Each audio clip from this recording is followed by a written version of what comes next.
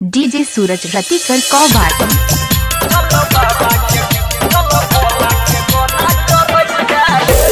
बोला बोला टिप घर वाले बाबा की। डीजे सूरज रतिकर कौबाटी। दोसर के बात न बुझे छही, छोड़ी जब घर जाइला कूदै छही। डीजे सूरज दोसर के बात न बुझे छही, छोड़ी जब घर जाइला कूदै छही। लोटकी के जाल भरल रसते में रही जागे, एगो कहावर नहीं समझै छौ तोरा सजल बाबा के गोना चढ़ै जागे। एगो कहावर नहीं समझै छौ तोरा सजल भोला के गोना चढ़ै जागे।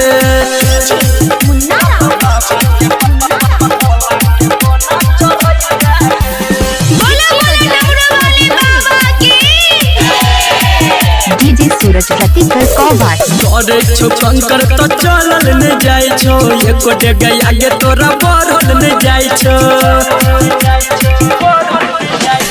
करे छो कंकर तो चलल न जाय छो, एको डेग आगे तोरा बढ़ल न जाय छो। धीरे धीरे डेग तू तो कते बढ़ै जागे, एगो कहावर नहीं समझै छो तोरा सजल बाबा के गोना चढ़ै जागे। एगो कहावर नहीं समझै छो तोरा सजल भोला के गोना चढ़ै जागे।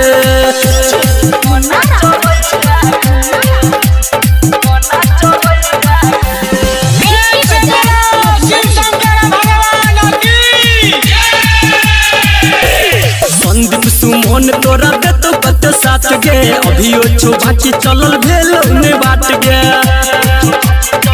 डीजे सूरज इंद्रजीत सुनील तोरा देतो कत साथ गे, अभियो छो बाकी पूरा भेल ने बाट गे।